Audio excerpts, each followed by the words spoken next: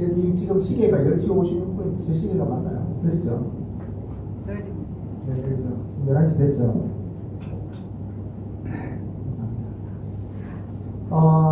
우리 운영위원회에서 결정해서 오늘은 그 PPT가 없습니다. PPT가 없고 여러분 가져오신 그 성경책을 좀 이렇게 이해를 해서 혹시 성경책 못 가져오신 분들은 뒤에 성경책이 있으니까 비치되어 있으니까 성경책 보시면 되겠습니다. 자, 제가 기도함으로 쌀물 성교교회 5월 3일 주일 아침 예배를 시작하겠습니다. 하나님 아버지 감사합니다. 주님, 오늘도 주께서 부활하신 날 하나님의 백성이 하나님의 전에 와서 하나님을 예배하기 위해서 이 자리에 왔습니다. 주님, 이 시간에 성령 우리 가운데 임재하여 주시고 우리 안에 계신 성령이 충만케 하사 하나님 앞에 우리가 나아가고 하나님을 만나고 하나님의 뜻을 이해하고 하나님의 뜻을 이해할 뿐더러 하나님의 뜻을 순종할 수 있는 이 복된 아침이 될 수 있도록 주님 은혜 베풀어 주시옵소서. 역사하실 주님을 믿고 예수 그리스도 이름으로 기도합니다. 찬송가 28장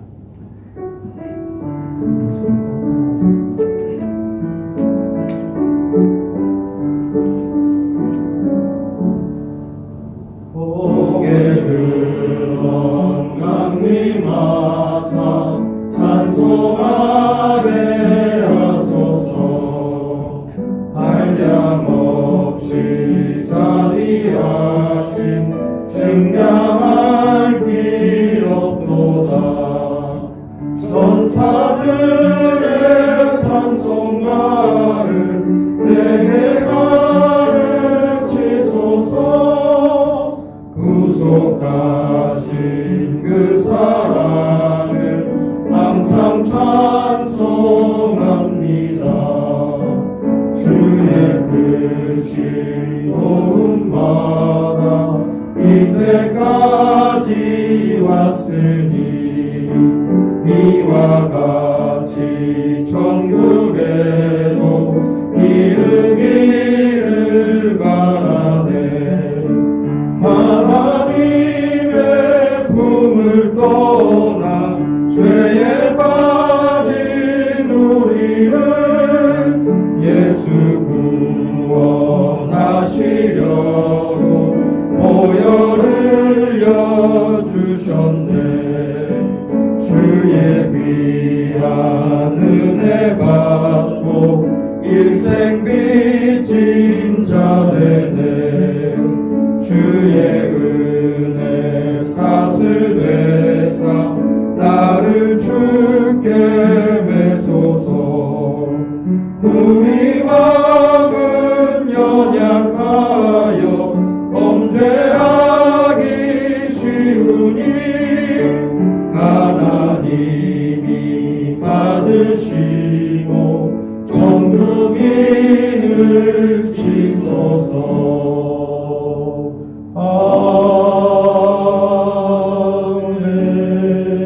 아멘.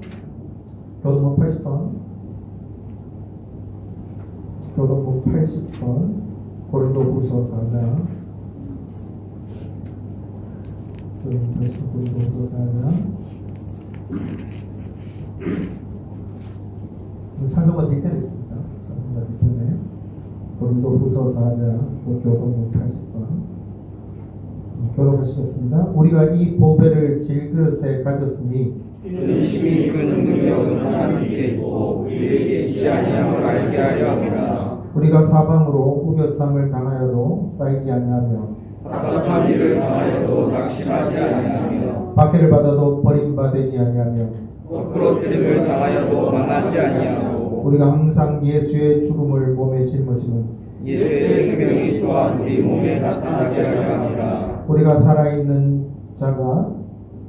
살아있는 자가 항상 예수를 위하여 죽음에 넘겨지는 예수의 생명이 또한 우리 주 육체에 나타나게 하려 함이라. 아멘. 신앙 고백 마치겠습니다. 전능하사 천지를 만드신 하나님 아버지를 내가 감사하며 교회하는 우리 주 예수 그리스도를 믿사오니 이는 성령을 인하사 동명을 마리아에게 나시고 본디오 빌라도에게 고난을 받으사 십자가에 못 박혀 죽으시고 장사기 사흘 만에 죽은 자 가운데서 다시 살아나시며 하늘에 오사 전능하신 하나님의 나라에 계시다가 저리로서 산자와 죽은 자를 심판하러 오시다가 성령을 믿사오며 거룩한 공의와 성도와 설교 통하는 것과 죄를 사하여 주시는 것과 공의하게 사는 것과 영원히 사는 것을 믿사오나이다. 아멘. 찬송곡 546장 46장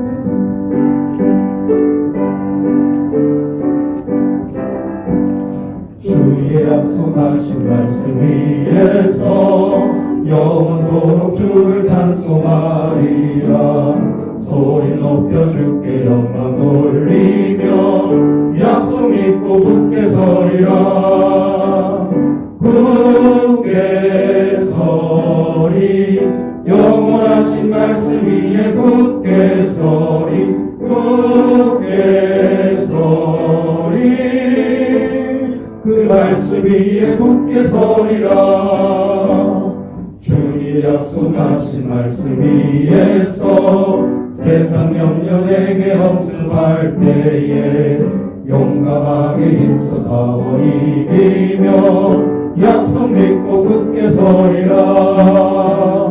굳게 서리 영원하신 말씀 위에 굳게 서리 굳게 서리 그 말씀 위에 굳게 서리라.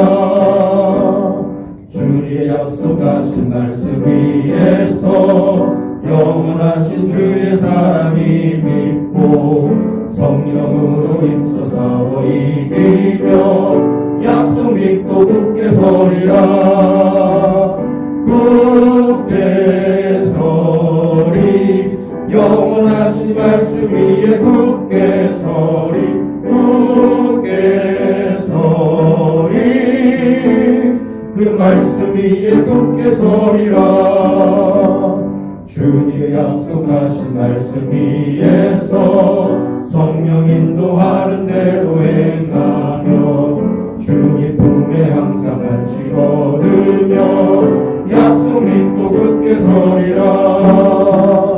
굳게 서리 영원하신 말씀 위에 굳게 서리 굳게 서리 그 말씀 위에 굳게 서리라. 이 시간 우리 합심해서 기도할 때 한국교회를 위해서 기도했으면 좋겠습니다. 코로나 사태로 인해서 교회가 뭐 우리 삶은 선교회들도 있지만 한국에 있는 대다수의 교회가 온라인으로 예배 드리고 이제 사회적 거리 두기를 지키는 가운데서 다시 이제 교회로 돌아와서 예배를 드리는 가운데 있습니다. 많은 사람들이 위기다라고 얘기를 합니다. 한국교회가 위기다라고 얘기를 합니다. 또 어떤 사람들은 위기는 또 기회다라고 얘기하는 사람들이 있습니다. 하지만 우리가 이런 얘기들을 듣는 가운데 우리가 믿는 것은 이 가운데도 이러한 시간들 가운데도 하나님의 은혜와 역사는 계속 우리를 향하여서 있다라고 우리는 믿는 것입니다. 그래서 이 시간에 우리가 기도하면서 하나님 우리가 이 시간을 통해서 한국교회가 하나님 앞에 더 나갈 수 있는 시간 되게 하여 주십시오. 하나님의 뜻을 알 수 있는 시간 되게 하여 주십시오. 오히려 이 시간이 예전에 우리가 경험하지 못하였던 하나님의 부흥을 우리 안에 한국교회를 새롭게 하시는 하나님의 부흥을 경험할 수 있는 그런 시간들이 될 수 있도록 주님을 베풀어 주십시오.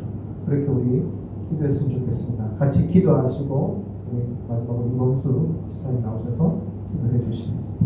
같이 한번 기도하시겠습니다. 아버지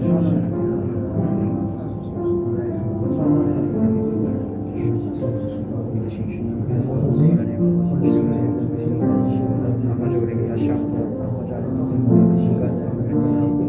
하나님 앞에 하나님 사랑을 제가 하나님 우리 삶을 돌아볼 수 있는 아버지 기회를 주셨습니다.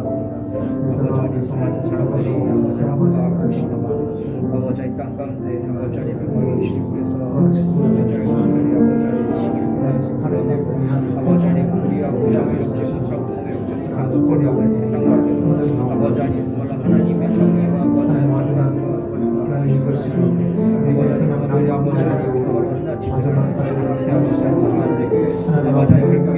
주께서 아버지 하나시고 하나님 아버지 그 가운데서 아버지 하나님과 아버지 달려갈 길을 아버지 예수 그리스도의 아버지 심정을 사랑하는 시간들이 되시고 하나님 백합이 아버지 하나님 아버지 주께서 아버지 하나님 감사하시고 하나님 이 시간을 통하여서 다 시간 하나님 우리가 고백하는 것은 그럼에도 불구하고 하나님의 역사시고 하나님 은혜 베푸시고 하나님이 우리를 더욱 하셨고 우리의 삶을 더욱 온전케 하셨고 교회를 더욱 온전케 하셨다라고 우리가 고백할 수 우리가 늘 있는 아버지 그러한 주님의 말씀을 기억하고 주님 앞에 모든 기도하고 목회자들과 주님을 사랑하고 하나님을 더욱 알고 하나님을 닮아가고 그리하여서 아버지 이 앞과 다른 아버지 하나님 정말 이곳에서 주님의 교회가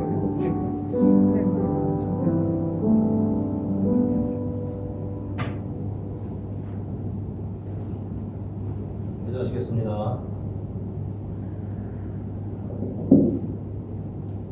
아무것도 염려하지 말고 다만 모든 일에 기도와 간구로 너희 구할 것을 감사함으로 하나님께 아뢰라.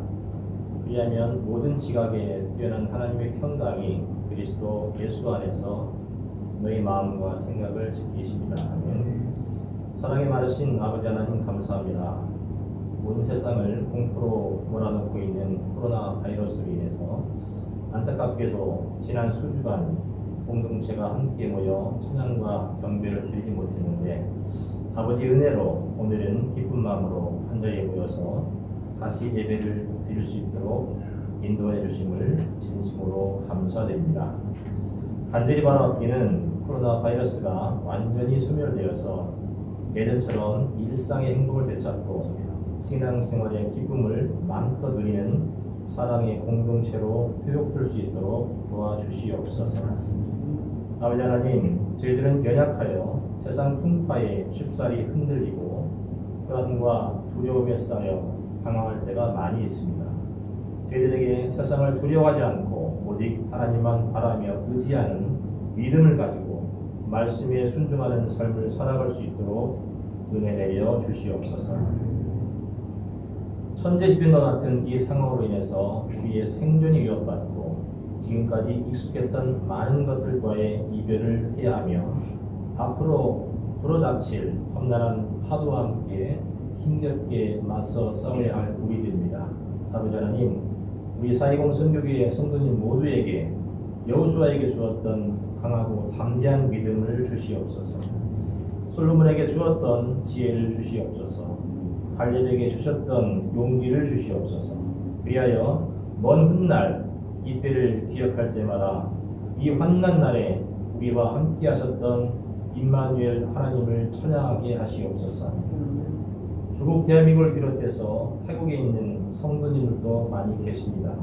어디에 있든지 이 자리를 사모하게 하시고 건강한 몸으로 속히 돌아와 함께 하기를 소망합니다. 오늘 말씀을 전하실 윤성호 목사님의 입술을 주장하여 주시고 선포하시는 말씀 위에 하나님의 권능이 함께하여 주시옵소서. 이 예배의 순서마다 영광 받아주시기를 바라오며 예수님 이름으로 기도합니다. 아멘.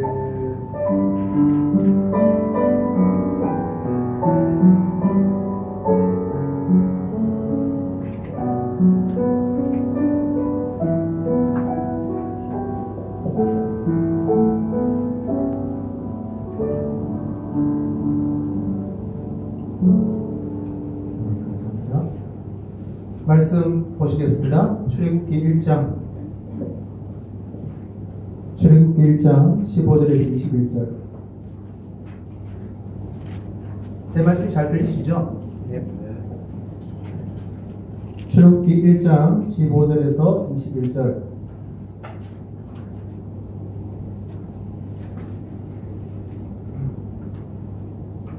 자, 15절에서 21절 같이 교독하시겠습니다. 애굽 왕이 히브리 산파 시프라라 하는 사람과 부하라 하는 사람에게 말하여 너는 히브리 여인을 위하여 해산을 도울 때 그 자리를 살펴서 아들이거든 그를 죽이고 딸이거든 살려라. 그러나 산파들이 하나님을 두려워하여 애굽 왕의 명령을 어기고 남자 아이들을 살린지라. 내 왕이 산파라를 불러 그들에게 이르되 너희가 어찌하여 이같이 남자 아기들을 살렸느냐. 산파가 바로에게 대답하되 히브리 여인은 애굽 여인과 같이 하냐고 건장하여 산파가 그들에게 이르기 전에 해산하였나이다 하매 하나님이 그 산파들에게 은혜를 베푸시니 그 백성은 근사하고 매우 강해지니라. 그 산파들은 하나님을 경외함으로 하나님이 그들의 집안을 공황하게 하신지라. 네. 네. 원래 우리가 이 시간에는 우리 선가자가 나오셔서 찬양하는데 찬양 오늘은 승용하도록 하겠습니다. 혹시 다음 주부터 특송을 하실 분이 계시면 특송을 하셔도 좋지 않나 그런 생각. 자, 오랜만에 뵙습니다. 옆에 분들 오늘 우리 제가 이봉시장님하고 악수를 하려고 했는데 이봉시장님 주먹을 내시더라고요. 그래서 제가 아차했습니다. 아차했는데 옆에 분들하고 인사하시겠습니까? 샬롬 시작. 네. 여러분 샬롬이라는 말은 제가 그 영상 설교를 통해서도 제가 말씀을 드렸는데 그 평강이 있기를 바랍니다. 예수님이 제자들에게 오셔서 평강이 있을지어다. 두려워하고 있는 제자들에게 이제 두려워하고 있는 자들에게 평강이 있을지어다 라고 얘기를 하면서 그들에게 평안하기를 소원하시고 또 말씀하셨는데 이 시대에 우리에게 필요한 것이 진짜 샬롬이 아닌가 그런 생각입니다. 샬롬이라는 것은 우리의 영 안에 하나님의 그 영의 평강이 오는 것도 있지만 샬롬이라는 것은 두 가지 의미 있습니다. 수직적인 의미도 있지만 수평적인 의미도 있어요. 우리의 관계 안에 공동체와 공동체 안에 그런 어떤 담이 있다면 그 담을 허물고 예수 그리스도의 평화, 예수 그리스도의 은혜가 임하는 그런 샬롬의 두 가지 의미가 있습니다.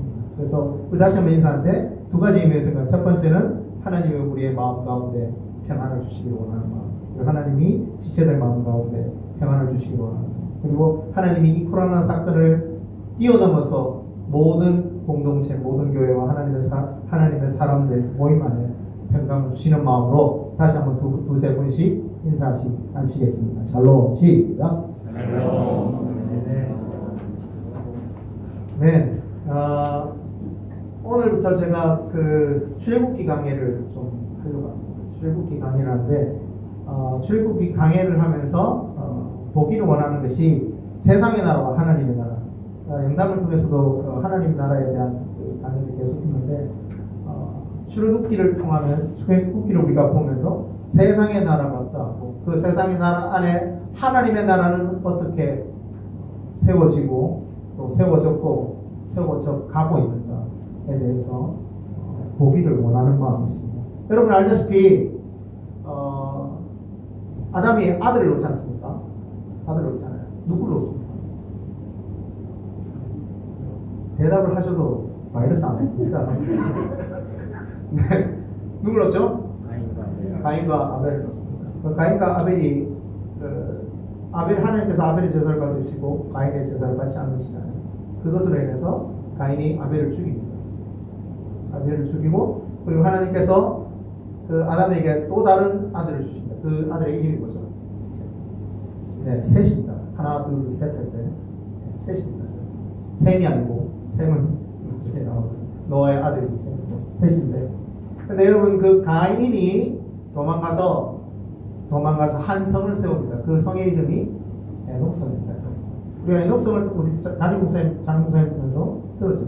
에녹성을 통해서 하나님께서 이 땅에 드러낸 제국주의 힘의 원리로 살아가는 사람들이 힘이 강한 자는 힘이 약한 자를 착취하고 지배하는 그 힘의 원리로 살아가는 그런 제국주의를 에녹성을 통해서 볼 수 있다고 장목사님께서 설교하셨던 것을 우리가 기억합니다. 그리고 시간이 지나가고 노아의 홍수를 우리가 역사를 통해서 볼 수 있습니다. 노아의 홍수를 통해서 전 인류가 멸망합니다. 노아의 가족 외에 전 인류가 멸망하고 노아의 아들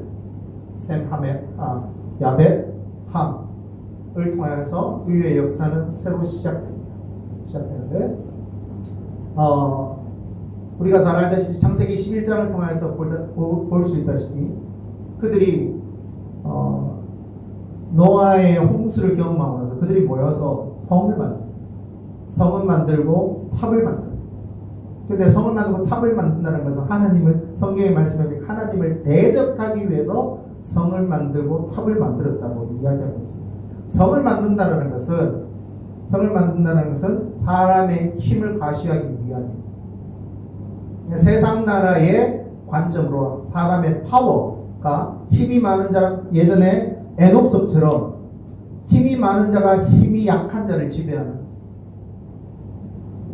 그런 어떤 세상의 가치가 있는, 세상의 가치가 흥황하는 시대가 다시 도래했다라는 그러한 의미를 창세기 21장 바벨탑 사건, 그리고 바벨탑 사건으로부터 행사되어지는 모든 도시의 사건들을 의미하고 있습니다. 그런데 그 가운데서 하나님께서는 하나님의 역사, 하나님의 나라의 역사를 절대 포기하지 않으십니다. 여러분, 하나님의 나라라고 얘기할 때는 원초적으로 우리가 무엇을 생각해야 되냐면 에덴 동산을 생각해야 됩니다. 에덴 동산, 구원, 하나님의 나라, 요한계시록에서 얘기하는 새하늘과 새 땅은 의미적으로는 다 같은 의미라고 얘기해도 과언이 아닙니다. 네, 하나님은 그 에덴 동산, 인간의 죄로 인해서 에덴 동산이 파괴되어져 버리고 하나님의 통치가 에덴 동산에서 더 이상 드러날 수 없게 되었지만, 하지만 하나님께서는 하나님의 자신의 뜻을 절대 포기하지 않으시고 인간의 죄로 인해서 에덴 동산에서 더 이상 하나님의 사람들을, 하나님이 창조하신 하나님의 사람들을 만날 수 없게 되었지만, 여러분 기억하십시오. 하나님께서는 하나님의 자기의 뜻을 절대 포기하지 않으십니다. 우리가 때로는 우리의 죄로 인해서 하나님을 만날 수 없게 되고 하나님의 통치를 이 땅에 드러낼 수 없게 되지만, 여러분 기억해야 될 것은 하나님은 하나님의 뜻을 절대 포기하지 않으십니다. 그래서 하나님께서는 그 바벨탑 사건에서 인간이 하나님을 대적하기 위해서 바벨탑을 만들고 성을 만들고 인간의 힘을 과시하려고 그렇게 했지만, 하나님은 하나님의 계획을 포기하지 아니하시고 한 사람을 부르십니다. 그 사람이 누구냐면은 셈의 역사를 통해서, 셈의 그 이력을 통해서 한 사람을 우리가 알 수 있는데, 그 사람이 누구냐면 아브라함이라는 사람입니다. 수많은 사람이 있습니다. 함의 민족이 있을 것이고, 야벳의 민족이 있을 것이고, 셈의 민족이 있습니다. 그리고 그 아들들이 수많은 민족을, 수많은 나라를, 수많은 종족을 만들게 됩니다.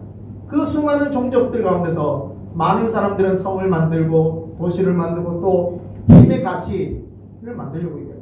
이사야가 여러분 하나님 나라를 비유로서 설명했을 때 한 가지 여러분 기억하십니까? 사막에 샘이 넘쳐흐르리라. 사자들이 어린 양과 뛰놀고 독사굴의 어린이가 섭니다. 여러분, 이게 세상의 나라는 사자가 어린 양을 보면 어떻게 됩니까? 잡아먹어요. 사자가 배부르면 요즘 잡아먹는다. 배고프면 잡아먹어야지. 독사굴에 애들이 손을 집어넣으면 어떻게 됩니까? 물려야 돼요. 이게 세상의 나라의 원칙입니다. 근데 이사야가 비유 얘기하면서 하나님의 나라 보면은 사자가 어린 양과 함께 뒹군다, 뛰어넘는다. 독사굴에 어린이가 아이들이 손을 넣어도 장난쳐도 독사가 물지 않는다라고 이사야는 하나님 나라를 그렇게 비유하고 있습니다. 하나님의 통치가 뭐냐면은 힘의 원리가 이 땅 가운데 드러나는 것이 아니라 하나님의 통치가 원하는 강한 자가 약한 자가 같이 뒹굴면서 눈을 같이 맞대고 같이 호흡하고 같이 사랑을 나누는 그런 나라가 온다라고 이사야는 얘기하고 있는 것이죠. 그런데 그러한 바벨탑과 성에 사람들이 성을 지으면서 자기의 파워를 얘기하는 그 시대 가운데 하나님이 한 사람을 세우시는데, 그 사람이 누구냐면은 아브라함이라는 사람이에요. 그래, 아브라함이라는 사람을 통해서 내가 너를 축복한다. 그리고 모든 사람들이 너를 축복할 때 그 사람은 축복을 받을 것이다 라고 얘기해 주시는 거죠. 창세기 12장 나온 거죠. 그리고 그 아브라함이 누구를 낳느냐? 이삭을 낳고, 이삭이 누구를 낳습니까? 야곱을 낳습니다. 그리고 야곱의 이름이 변화해서 뭐가 되죠? 이스라엘. 그리고 이스라엘의 야곱의 아들 12사람이 지파가 됩니다. 지파 아시죠? 우리나라로 얘기하면 뭡니까? 지파. 아셀 지파, 갓 지파, 납달리 지파가 되는데 우리나라 얘기하면 김씨, 이씨, 저는 윤씨인데 윤씨 그런 씨 얘기했는데 이 지파가 이스라엘이라는 민족을 이루게 됩니다. 이스라엘이라는 민족을 이루게 되면서 하나님께서 이스라엘 통하여서 무엇을 얘기하고자 하냐면 하나님의 나라를 이야기하고자 원하는 것이에요. 하나님 나라가 어떠한 것인가? 예전에 에덴 동산에서 하나님께서 말씀하셨던 하나님과 아담의 관계가 어떠한 것입니까? 세상의 많은 나라들이, 세상의 많은 사람들이 힘의 가치를 얘기할 때 내가 너의 나라를 통해서, 너의 민족을 통해서 내가 한 사람 아브라함이라는 사람의 민족을 통해서 내가 나의 나라를 이야기하기를 원한다. 나의 나라를 이야기하기를 원한다 하고 말씀하시는 거예요. 여러분, 우리는 하나님의 나라의 백성입니다. 믿으십니까? 예수를 구주로 믿고 영접하면 우리는 하나님의 나라의 백성이에요. 그런데 여러분 기억해야 됩니다. 우리는 하나님의 나라의 백성임에도 불구하고 세상의 나라에서 살아가고 있습니다. 세상의 나라는 세상의 가치가 드러나는 나라입니다. 세상의 가치가 굉장히 높게 보이고 그 가치가 파워 있게 보이고 많은 사람들이 그 세상의 가치를 따라서 살아가려고 합니다. 그런데 여러분 기억하십시오. 우리는 하나님 나라의 백성입니다. 하지만 세상의 나라에서 살아가고 있습니다. 그렇기 때문에 기억해야 되는 것은 하나님의 백성이지만 하나님 나라의 백성이지만 세상의 나라에 살고 있기 때문에 세상 나라에서 우리가 겪게 되는 것은 그 구조 안에서의 갈등을 겪게 됩니다. 그런데 여러분 분명히 하셔야 됩니다. 우리의 소속이 어딘가? 우리의 소속이 어딘가? 예전에 제가 군대에 있었을 때 이군사령부에 있었어요. 이군사령부 통신부에 있었어요. 통신부에 있었는데 제가 잘 아는 우리 동기가 작전부에 있어요. 작전부에서 이제 행정부가 있는데 점심 먹고 나서 작전부 사무실에 가서 제가 같이 커피도 마시고 막 있었어요. 그러니까 있는데 우리 통신부 간부 중령이 한 번 오셔가지고 제가 작전부에 있는 걸 보면서 야 이놈아 니 통신부 통신행정병이 작전부에 가서 뭐하냐고 니 소속을 분명히 하더라고. 제가 속으로는 나는 그냥 일반 사병일 뿐인데 뭐 그렇게 생각했지만 그 중령의 입장에서는 통신부 사병이라는 거예요. 작전부 있으면 안 된다는 거죠. 여러분 우리의 소속이 어딘지를 분명히 알아야 돼요. 세상의 나라에서 하나님의 백성으로서 분명히 기억하십시오. 우리는 갈등을 겪게 되어 있습니다. 하나님 나라에서의 백성으로서 우리는 갈등을 겪을 수밖에 없어요. 그런데 여러분 기억해야 될 것은 우리가 소속이 어디입니까? 사도 바울 우리에게 얘기하고 있습니다. 우리의 시민권은 어디에 있다고요? 하늘에 있다. 이 땅에 살아가고 있지만 우리의 시민권은 하늘에 있다고 얘기하고 있습니다. 때로는 우리가 베트남에 와서 비자를 3개월에 한 번씩 또 받기도 하고 어떤 분들은 꼼띠를 통해서 3년, 2년 받을 수도 있는데 비자를 받기 위해서 우리가 노력하잖아요. 비자 안 받으면 안 되니까. 왜냐하면 베트남에서 오래 살기 위해서 비자가 꼭 필요한 것이지 않습니까? 그런 것처럼 여러분 우리가 이 땅에 살지만 우리는 하나님 나라의 백성이고 하나님의 가치를 추구하는 사람이에요. 그렇기 때문에 우리의 시민권, 우리의 영적 시민권이 이 땅에 있지 않고 하늘에 있다는 것. 그렇기 때문에 우리가 살아갈 때 이 땅의 가치, 세상 나라의 가치를 따라서 살아가는 것이 아니라 하나님의 나라의 가치를 가지고 살아가는 것. 그건 굉장히 중요합니다. 그렇다면 우리가 하나님 나라의 가치, 하나님 나라의 가치는 무엇인가에 대해서 우리가 알아야 되지 않겠습니까? 그러기 위해서 우리가 말씀을 보는 것입니다. 하나님께서 이스라엘 백성을 통해서 어떻게 역사하셨나? 하나님의 이스라엘 백성을 통해서 무슨 말씀하셨나? 하나님께서 이스라엘 백성에게 율법을 허락하셨는데 그 율법의 가치, 하늘나라의 법의 가치는 무엇을 얘기하는가? 여러분 레위기나 모세오경을 자세히 보십시오. 율법을 보면은 우리가 깜짝깜짝 놀랄 때가 있습니다. 오늘날 모든 나라의 그 헌법은 함무라비 법전에 근거한다고 그러잖아요. 함무라비 법전인데 함무라비 법전은 모세 율법에 근거하고 있습니다. 여러분 그래서 말씀을 보면서 모세 율법이 하나님과 인간 사이의 법은 어떠한 법입니까? 그리고 사람과 사람 사이의 법은 어떠한 법입니까? 소를 훔쳤을 때, 이웃에게 무엇인가 나쁜 짓을 했을 때, 어떻게 했을 때 자세하고 아주 디테일하게 설명하고 있어요. 좀 보십시오. 보통 이제 그걸 보면 은혜가 안 된다고 레위기나 출애굽기 후반에 보면 은혜가 안 된다고 보통 안 보는 경우가 많은데 하나님 나라의 백성은 어떻게 살아야 하는가? 하나님 나라의 백성은 어떤 가치와 어떤 법의 규항을 두고 살아야 하는가에 대해서 하나님께서 말씀하고 있는 것이죠. 그래서 법을 주시고 하나님의 말씀을 주셔서 하나님의 나라의 백성, 이 땅에서 살아가고 있지만 세상 나라의 가치를 가지고 살아가는 것이 아니라 하나님 나라의 백성은 하나님의 말씀을 통해서 하나님의 법을 통해서 살아가는 백성이다 라고 말씀하고 있는 것입니다. 그래서 오늘부터 우리가 출애굽기 말씀을 시작하면서 이 출애굽기를 통하여서 세상의 나라, 이집트, 애굽의 나라를 우리가 애굽의 나라와 하나님의 나라, 고센 땅에 있는 이스라엘 백성들과의 사이에서 일어나는 갈등과 그리고 그 갈등 안에서 하나님의 역사, 하나님께서 이스라엘 백성을 통해서 나타내 보이신 하나님의 역사가 무엇인지 우리가 다시 한번 묵상하고 말씀을 보므로 하나님의 뜻이 또한 오늘 이 시대를 살아가고 있는 우리에게 무엇을 말씀하시고 무엇을 요구하고 계시는지 보기를 원하는 마음이 있습니다. 애굽의 역사를 우리가 먼저 보기를 원합니다. 애굽의 역사. 네, 20대 역사죠. 20대 역사는 여러분 우리가 잘 알다시피 나일강 삼각주 지대를 우리가 기억해야 됩니다. 아프리카 아시죠? 네, 아프리카 아시고 지중해권 아시죠? 지중해권에 유럽 있지 않습니까? 유럽 있고 유럽 밑에 이스라엘을 지나서 밑에 아프리카가 형성이 됩니다. 그리고 지중해권 이스라엘과 이집트 사이의 동남쪽으로 중동 지역 사우디아라비아와 중동 지역 아라비아 나라가 형성이 됩니다. 그 배경 안에서 우리가 이 말씀을 이해해야 됩니다. 나일강 삼각주 지대에 하나님께서 한 나라를 허락하시는데 그 나라가 어떤 나라냐면은 이집트, 그러니까 성경에서 얘기하는 애굽이라는 나라입니다. 애굽이라는 나라인데 도시가 발전하기 위해서 여러분 꼭 필요한 한 가지 요소가 있습니다. 무엇인지 아십니까? 대답도 하시고 도시가 발전하기 위해서 꼭 필요한 것이 있습니다. 무엇인지 아세요? 네, 강입니다. 쌀봉은 무슨 강이죠? 쌀봉 강이죠. 서울은 한강이 있고, 네, 여러분 카이로, 그 이집트 수도가 카이로죠. 제가 예전에 저도 사실 때 저희 담임 목사님이 저를 너무나 이뻐하셔서 성지순례를 보내주셨어요. 한 달 동안. 전도 사실 때. 근데 그때 카이로를 갔어요. 카이로라는 도시가 형성되기 위해서 필요한 강이 무엇이냐면 나일강입니다. 나일강은 약 6,671km 정도 된다. 세계에서 가장 긴 강이래요. 세계에서 가장 긴 강.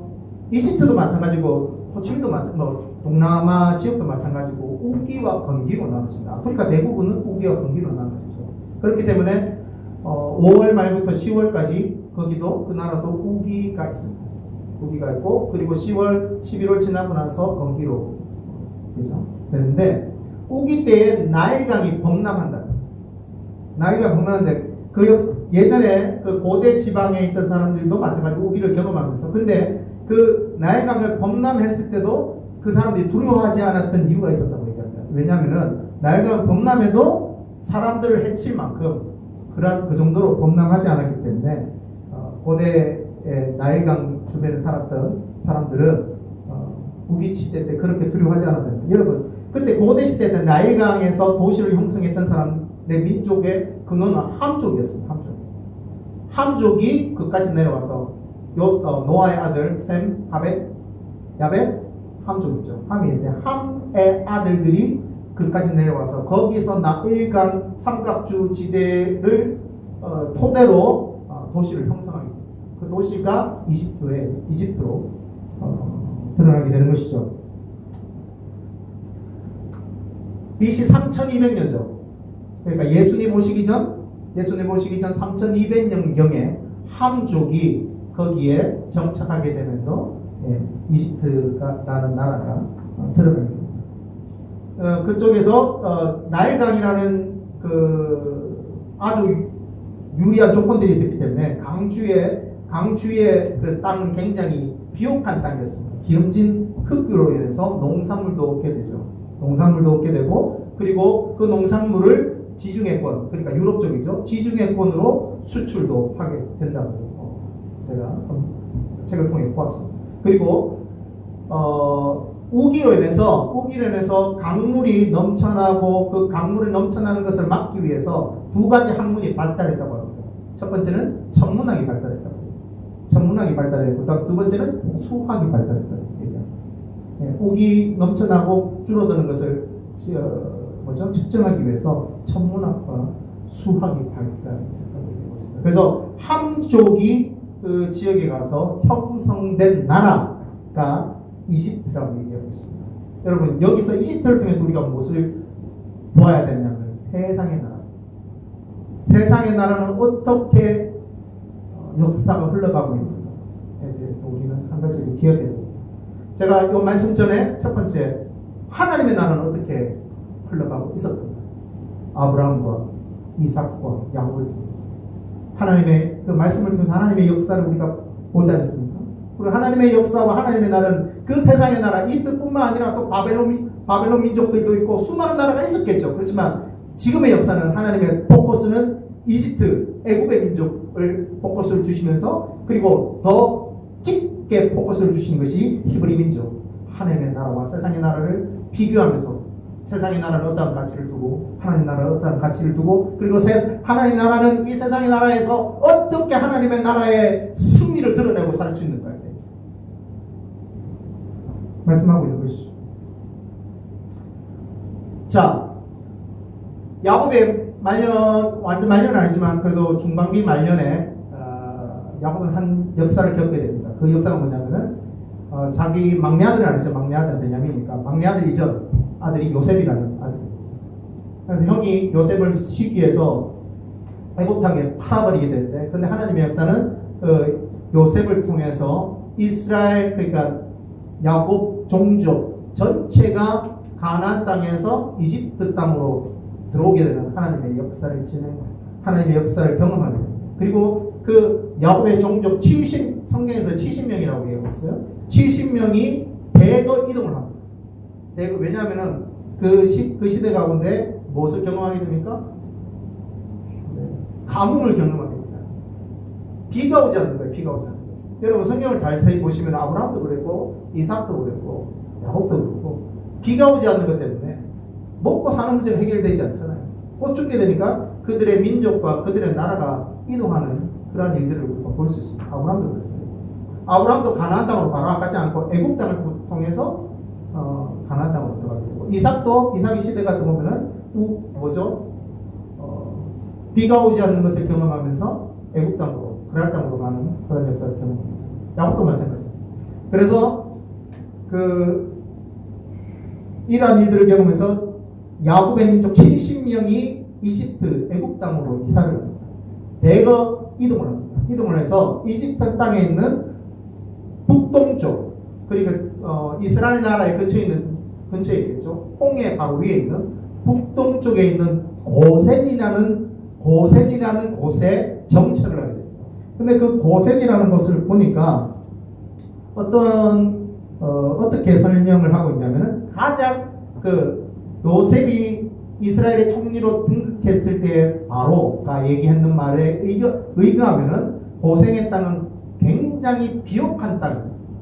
굉장히 좋은 땅이다라고 얘기하고 있어요. 근데 여러분 지리를 자세히 보면은 나일강 삼각주 바로 옆에 있는 곳이 고센입니다. 나일강 삼각주 바로 옆에 있는 곳이 고센이에요. 그러니까 비옥하지 않을 수가 없죠.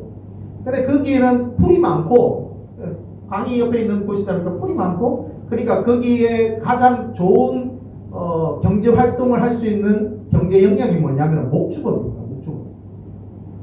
이해가세요? 목축업을 할 수 있는. 근데 이집트 나라는 목축업을 싫어합니다.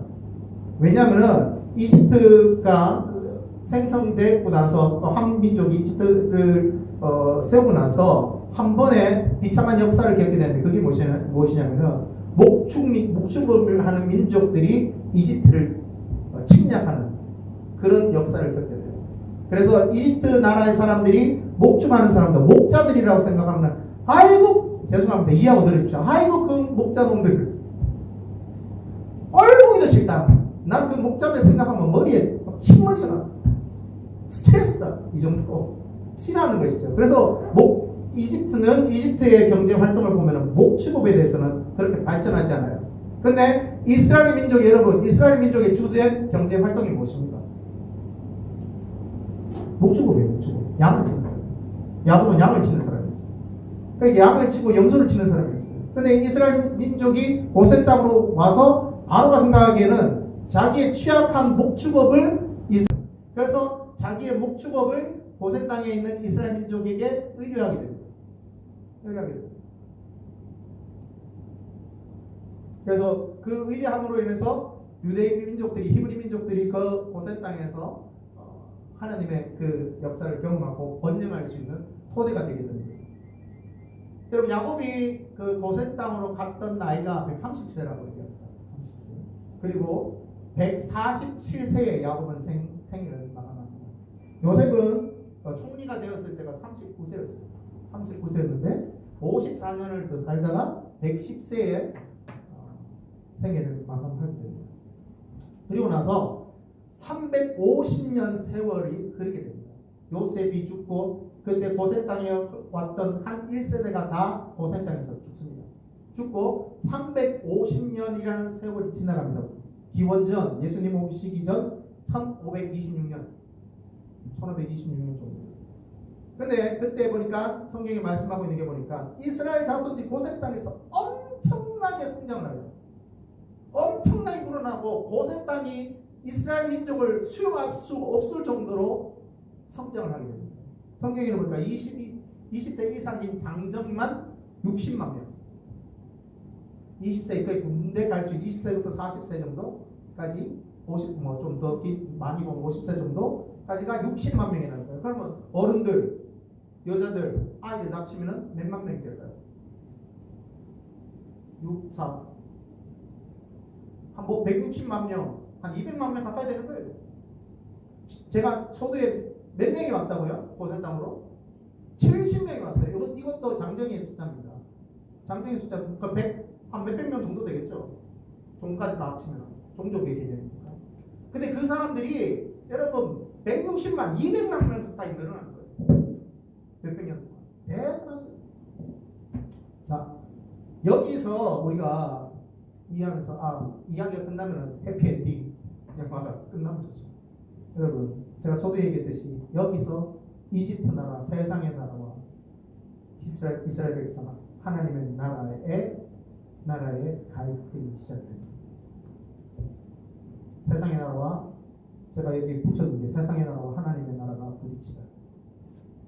이렇게 붙여줍니다. 여러분 요셉이 총리로 있었던 이스라엘 나라에 총리로 있었던 이스라엘 왕조나 이집트의 왕조는 12왕조입니다. 12왕조 때였습니다. 12왕조 때부터 17왕조 때까지는 여러분 이집트의 왕조가 힉소스 왕조 시대였습니다.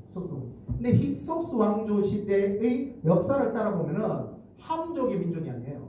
함족의 민족이 아니라 셈 계열의 민족이 힉소스 왕조를 형성하게 됩니다. 함족이 이집트라는 왕조를 형성하지만 나중에 이 힉소스 왕조 셈족의 계열부터 나오는 힉소스 왕조가 12대부터 17대까지를 이집트를 다스리는 역사가 있게 됩니다. 근데 그때가 12대 때 누가 우리가 볼 수 있냐면 요셉이 드러날 수 있어요. 근데 이 힉소스 왕조는 여러 가지 언어를 씁니다. 여러 가지 언어를 쓰는데 그 언어 중에 한 언어가 뭐냐면 셈 민족의 언어였습니다. 셈 민족. 여러분 히브리어 아시죠? 히브리어는 셈 민족이 있었던 언어가 아니에요. 셈 민족이 있었던 언어가 아니라 아브라함 민족이 있었던 언어입니다. 셈 민족은 여러 언어들을 써요. 역사를 통해서 여러 언어를 가지만 히브리 민족은 아브라함 민족은 히브리어를 써요. 그런데 이 힉소스 왕조가 셈 민족의 형성 근거로부터 나왔기 때문에 이 히브리어를 할 수 있는 사람들이 꽤 많았던 거예요.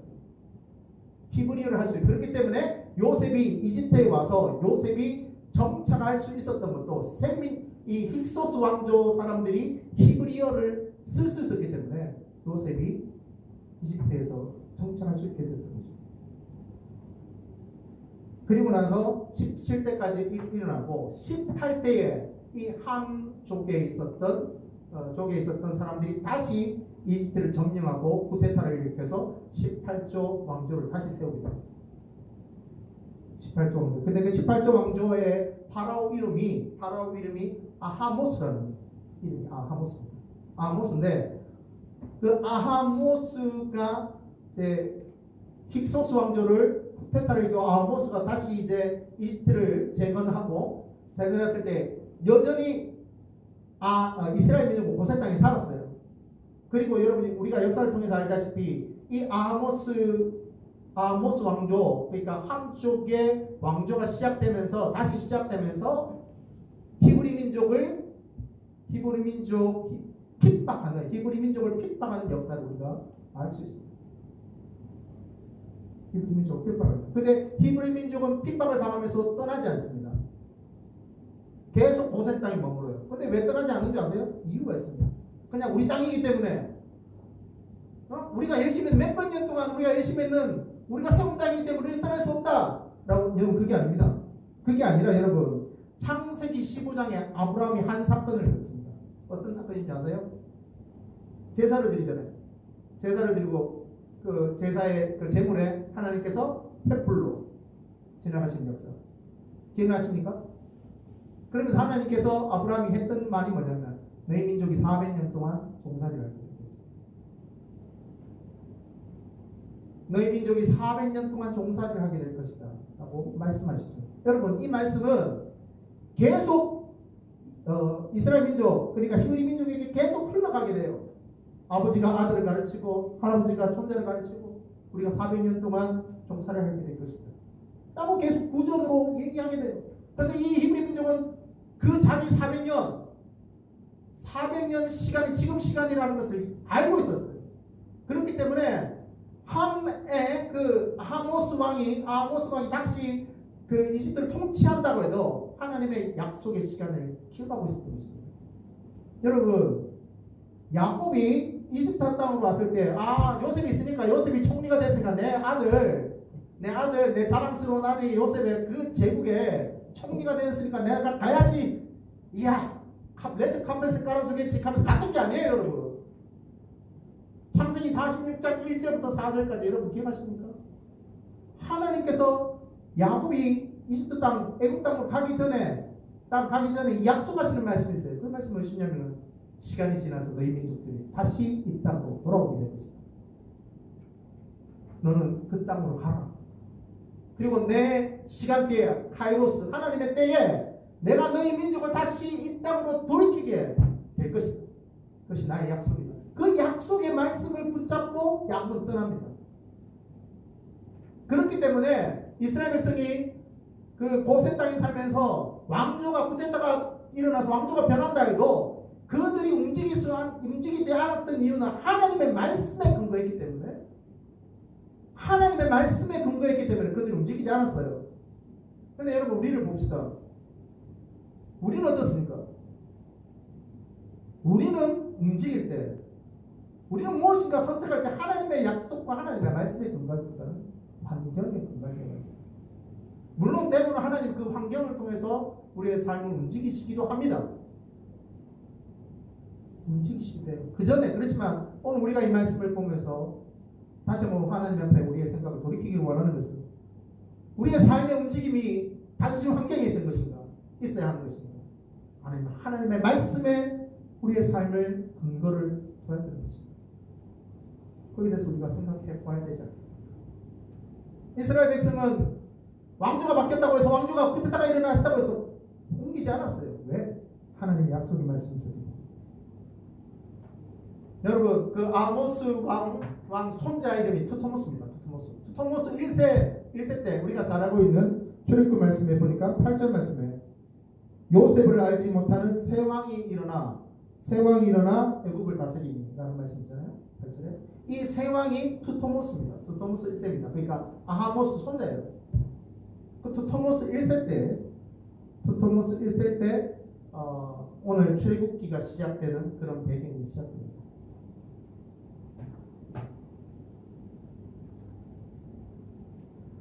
요셉을 알지 못하는 보시죠. 바로가 그러면서 그들이 그 투토모스 1세가 그 바로라고 쉽게 얘기하면 바로죠. 투토모스 1세를 이해하시죠? 그러면서 출애굽기 1장을 이해하셔야 됩니다. 제가 바로라고 얘기했을 때는 도토모스 1세로 기억하십시오. 그러니까 바로가 자기 참모들을 부르게 됩니다. 참모들을 부르는데 문제를 보니까 그 당시에 그 함족 말고 그리고 그 셈족에 일어났던 힉소스 왕조의 나라의 그 민족에 있는 그 이집트 사람들 말고 한 이민족을 보게 되는데 그 이민족이 누구냐면은 히브리 민족이죠. 고센 땅이. 근데 이 히브리 민족을 보니까 문제가 심각한 거예요. 보통 문제가 아닌 거예요. 얘네들이 처음에 창정 70명으로 왔는데 지금 200만 명이 넘어버렸어요. 소위 말하는 이집트 민족을 치고도 남을 만한 민족이 된 거예요. 위협을 느끼게 된 거죠. 그러면서 이제 그 도토모스 바로가 자기 참모들을 불러서 회의를 시작합니다.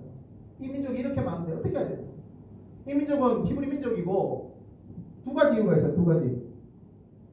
이 민족은 히브리 민족이고 보니까 엄청난 수를 가지고 있기 때문에 나중에 사람 숫자의 싸움에서 우리가 밀릴 수 있겠다.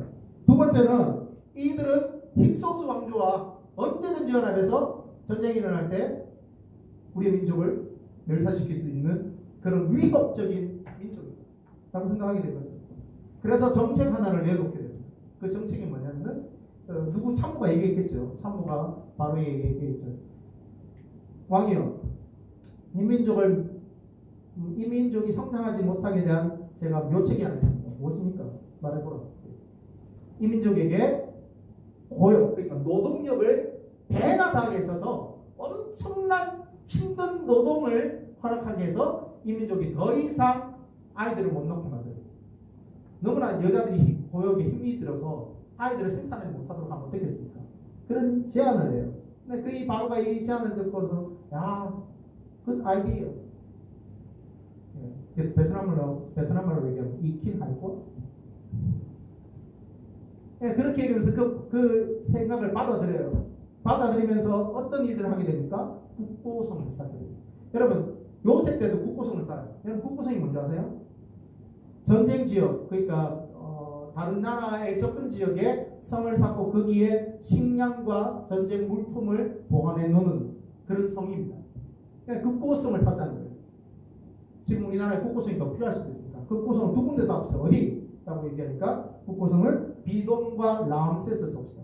비돔은 남동쪽이에요. 남동쪽에, 그러니까 쉽게 얘기하면은 홍해 지역과 사우디아라비아의 중간 접경에 있는 위쪽에 있는 그 지역이 비돔입니다. 비돔 쪽에 한쪽에 국고성을 하나 쌓고 라암셋 쪽에 하나 쌓거든요. 라암셋 쪽은 지중해권을 연결하는 곳입니다. 그래서 비돔성에 국고성을 쌓으면은 홍해를 통해서 물자가 들어가기도 좋고 배를 통해서 운하를 통해서 물자가 들어가기도 좋으니까 비돔성에 쌓고 라암셋을 통해서 지중해권에 그 나라에 있는 나라를 위협을 우리가 막아내자는 거죠. 그래서 바로가 들어보니까 와 괜찮은 아이디어다 라고 하면서 이스라엘 백성 히브리 민족을 그 땅 근처가 다 어디입니까? 거기잖아요. 고센이잖아요. 고센 바로 옆이니까 고센에 있는 민족들을 히브리 민족들을 노동자를 만들어서 국고성 두 곳을 만들게 돼요. 근데 그 국고성을 만들었을 때 우리가 성경을 볼 때 엄청나게 히브리 민족을 핍박하는 역사가 있거든요. 성을 샀는데 이 사람 성을 사기 위해서 보통 하루에 노동량을 하는 것이 아니라 하루에 노동량이 2배, 3배를 그들에게 짊어지요. 왜? 목적이 뭐냐? 성장하는 것을 막기 위해서. 히브리 민족이 성장하는 것, 아기를 얻는 것을 막기 위해서 하루의 노동량이 아니라 3배, 4배, 5배의 노동량을 막 씌우는 거예요. 사람이 죽을 지경이죠. 죽을 지경. 집에 오면 어떻게 됩니까? 뻗어버려요. 별을 봐야 뭐 그런 거예요. 뻗어버리는 거죠. 여러분 하루의 노동량을 3, 4배를 지켜보십시오. 그걸 어떻게 감당해야 됩니까? 근데 여러분 아까도 말했지 히브리 민족은 그 고역을 참아냅니다. 왜? 하나님의 말씀입니다. 여러분 하나님의 말씀이라는 것은 정말 무서운 거예요. 우리의 삶에 정말 근간이 되는 거예요. 어떠한 핍박이 와도 어떠한 어려움이 와도 어떤 고난이 와도 견딜 수 있는 것이 무엇이냐? 하나님의 말씀입니다.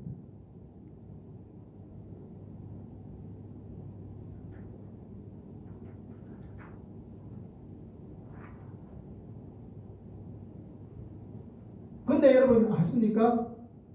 하나님 말씀이니까 그들이 그렇게 고역을 당하고 고난을 당하고 핍박을 당하는데 말씀해 보니까 어떻게 말씀하고 있어요? 어떻게 말씀하고 있어요, 여러분? 하나님의 백성은 더 흥왕했다고 얘기하고 있습니다. 놀랍지 않습니까?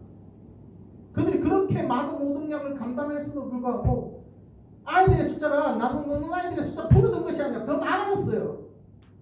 저는 여러 이걸 보면서 뭐 여러 가지 생각을 할 수 있지만 하나님의 나라는 고난 가운데 성장합니다. 여러분 1세기 당시 예수님 1세기 당시 기억하십니까? 카타콤의 역사들 기억하십니까? 그 네로의 그 스타디움 그들이 술을 마시고 축제를 벌릴 때 이스라엘 백성들은 어떻게 합니까? 사자의 밥이 됩니다. 근데 그 사자의 밥이 되면서 아무 말하지 않았지만은 하늘을 바라보면서 그 이스라엘 백성은 하나님을 향해서 하나님 나의 영혼을 부탁드립니다. 하나님 나의 영혼을 부탁드립니다. 1세기 그리스도인들은 그렇게 사자의 밥으로 카타콤의 형상에서 순교하며 죽어나갔습니다. 그리고 그 콜로세움 광야에서 로마 민족들은 그것을 보면서 비웃었을 거예요. 하하하 저것들 보라고 말해 바보 같은 민족들 보라고 말했지. 그렇게 비웃었어요. 여러분 역사는 어떻게 됩니까? 로마가 망하고 로마 제국이 기독교를 국교로 받아들입니다. 근데 그게 어떤 사람들로부터 순교의 피해 역사입니다. 하나님 나라는 이것입니다. 하나님 나라는 여러분 이것입니다. 세상의 나라는 힘을 얘기하고 세상의 나라는 강함을 얘기하고 파워를 얘기하고 따라오라고 얘기하지만은 여러분 하나님의 나라는 내가 희생하고 내가 죽음으로 예수님이 십자가를 치고 저주의 자리로 가셨듯이 내가 희생하고 내가 죽음으로 드러나는 것이 하나님의 나라입니다. 여러분 성경은 한 사건을 포커스를 두고 있습니다. 여기서 바로가 두트모스 1세가 자기 신하들을 통해서 다시 회의를 하면서 이 사건을 어떻게 마무리할 수 있겠냐. 그리고 참모들이 얘기합니다. 얘기할 때 히브리에는 산파들이 있습니다. 아이들을 받는 사람들이 있습니다. 이 아이들을 받는 사람들을 데려와서 아들을 놓으면 다 죽이라고 말씀하십시오. It's quite good idea. 그래서 산파 두 여인을 데리고 옵니다. 시프라와 부하.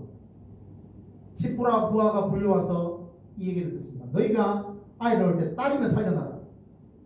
그리고 아들이면 죽여라. 여러분 누구한테 듣습니까? 그 얘기를? 파라오. 하늘의 신한테 들어요. 하늘의 신이라고 얘기하잖아요. 파라오. 태양의 신. 태양의 신이 얘기하는 명령이에요. 이해가십니까? 태양의 신이 얘기하는 명령이라니까요. 그 시프라가 부하가 그 얘기를 듣습니까? 듣습니다. 여러분 제가 이 말씀을 다시 묵상하면서 생각이 드는 게 뭔지 아세요? 만약에 나라면 어떻게 할까? 그 파라오 앞에서 파라오가 명령했을 때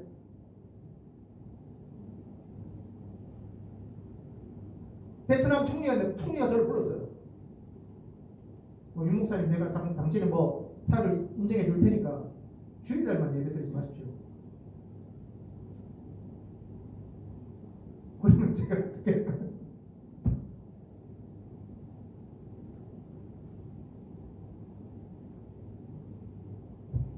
정직하게 생각하고요. 배워왔습니다. 정직하게 넘어갈 수도 있겠다.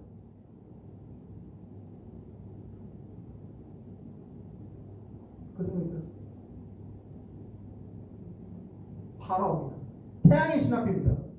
산파 2명, 시프라 부하가 듣습니다. 여러분 어떻게 합니까? 이 여인들이 말씀 보세요. 17절 말씀.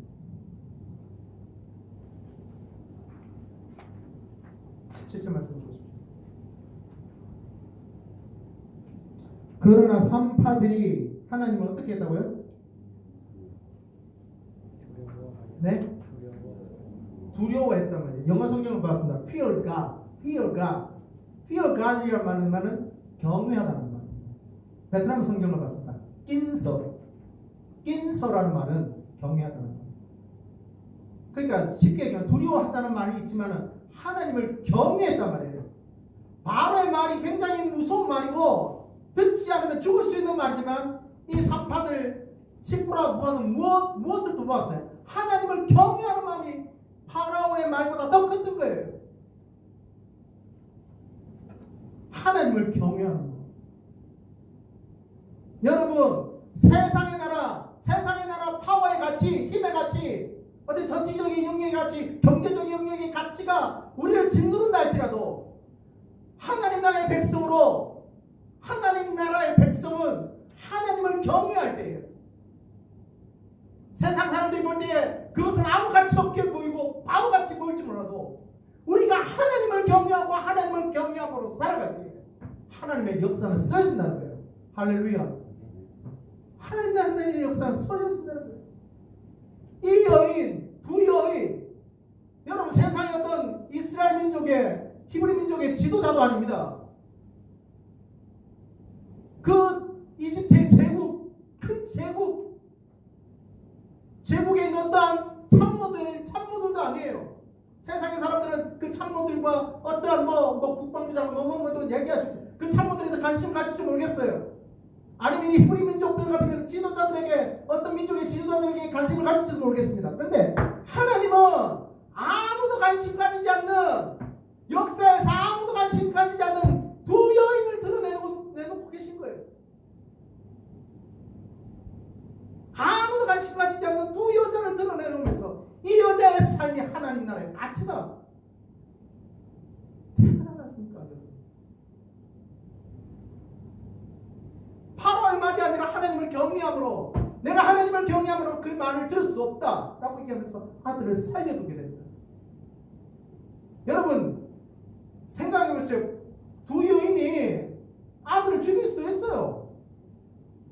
자기가 편한 길을 가자면 죽이면 되죠. 그리고 얘기할 때 파라오의 명인데, 태양신의 명인데 당연히 해야 되는 거 아니야? 라고 얘기해도 돼요. 우리가 그런 삶에서 어떤 힘의 파워가 우리를 압력할 때 어쩔 수 없잖아 라고 얘기할 수 있지 않습니까? 저도 그렇게 얘기할 때 있어요. 어쩔 수 없잖아. 근데 이 여인은, 역사에서 아무도 관심 두지 않는 이 두 여인은 하나님을 경외함으로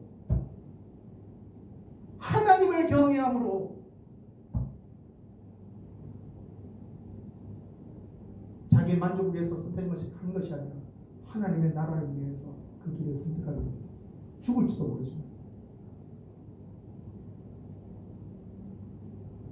오늘 세상의 나라, 이집트 파워의 나라, 힘으로 사람을 죽이려고 하고 멸시하려고 하는 이 나라 가운데서 하나님은 하나님의 사람들을 통해서, 하나님의 백성을 통해서 하나님의 나라를 드러내 보여주시고 계신 것입니다. 여러분, 제가 여러분께 그리고 저에게 이 시간 질문하기도 원합니다. 그렇다면 우리는 어떻게 합니까?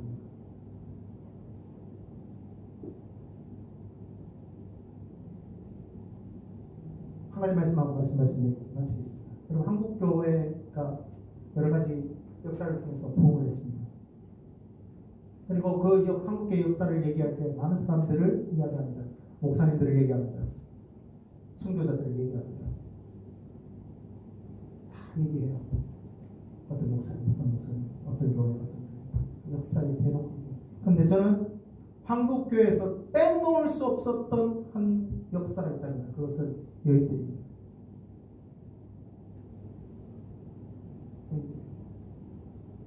새벽마다 전전에 와서 물 끓고, 저희 할머니도 그랬어요. 시아버지, 남편, 애 눈치, 유교 집안, 불교 집안에서 우상을 섬기는 그런 집안에서 그 여자들은 하나님을 경외하고, 그것이 때로는 굉장한 큰 위협이 될 수도 있고 힘듦이 될 수 있지만 그 고난을 감당하기로 결정하고 신앙을 지키기로 결정합니다.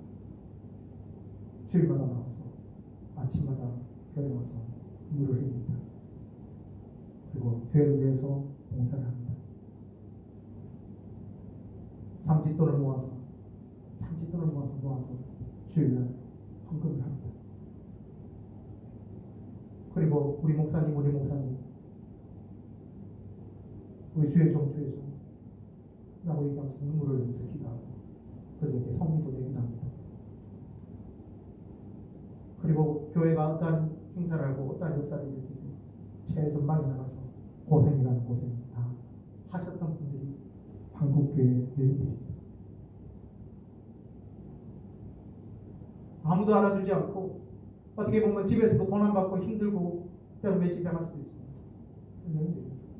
저는 기억하지는 못하지만 얘기를 들어서 저희 할머니도 저희 아버지와 저희 장아버지를 모시고 교회를 다녔다고 합니다. 저희 중조 할아버지가 한의사였습니다. 지주였어요. 그 할머니가 그 증조 할아버지의 그리고 증조 할머니의 핍박이 얼마나 있었을까? 말 안 해도 알 수 있는 거죠. 근데 그 여인들이 한국교회의 역사입니다. 근데 그 역사 가운데는 고난이 있습니다. 핍박이 있습니다. 그리고 그 핍박의 역사와 고난의 역사로 우리는 이 자리에서 예배를 드릴 수 있습니다. 말씀을 마치면서 우리 말씀을 들으면서 세상의 나라 가운데 우리가 살아가고 있는데 하나님의 백성으로 살아가고 우리는 무엇을 선택하면서 살아야 할까? 무엇을 바라고 살아야 할까? 이 아침에 하나님의 말씀이 저와 여러분에게 들려지기를 예수 그리스도의 이름으로 축원합니다. 기도하시겠습니다. 하나님 아버지, 지금도 하나님의 백성을 부르시고 하나님의 나라의 역사를 드러내신 아버지 하나님, 오늘 아침에 우리가 지금 힘든 시기를 지나가고 있음에도 불구하고 하나님,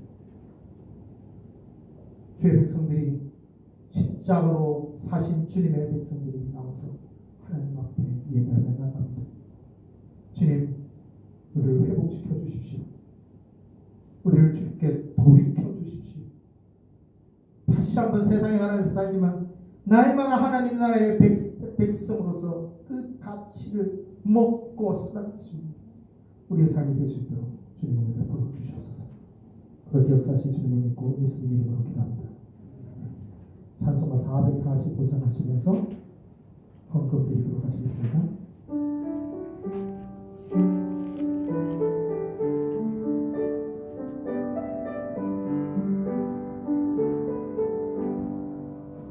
세상을 넘어 왕국에 가도 빛 가운데로 걸어가면 주께서 항상 지키시기로 약속한 말씀 변치 않네.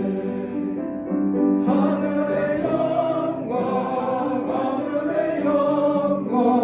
나의 맘속에 차고로 넘쳐 할렐루야를 힘차게 불러 영원히 주를 찬양하리. 캄캄한 밤에 다닐지라도 주께서 나의 길 되시고 나에게 밝은 빛이 되시니 길 잃어버릴 염려 없네. 하늘의 영광 나의 맘속에 차고도 넘쳐 할렐루야를 힘차게 불러 영원히 주를 찬양하리. 광명한 그 빛 마음에 받아 찬란한 천국 바라보고 할렐루야를 힘차게 불러 날마다 빛에 걸어가리. 하늘의 영광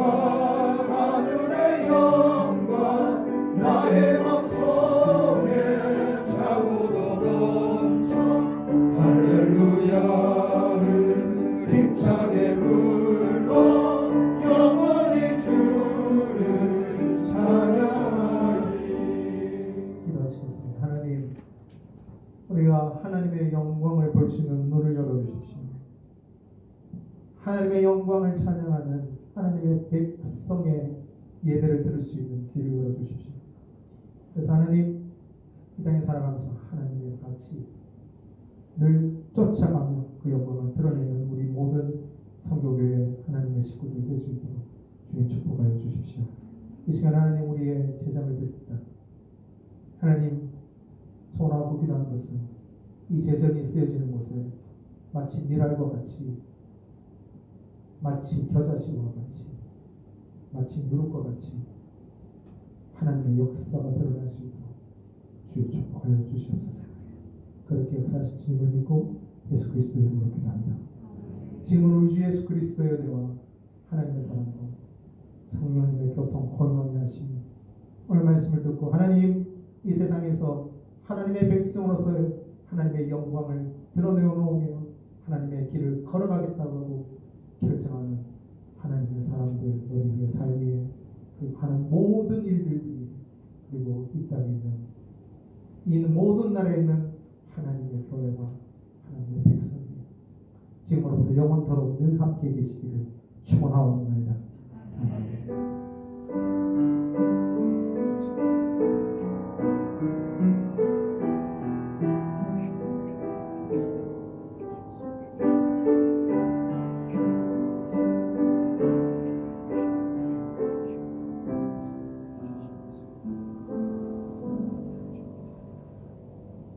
할렐루야.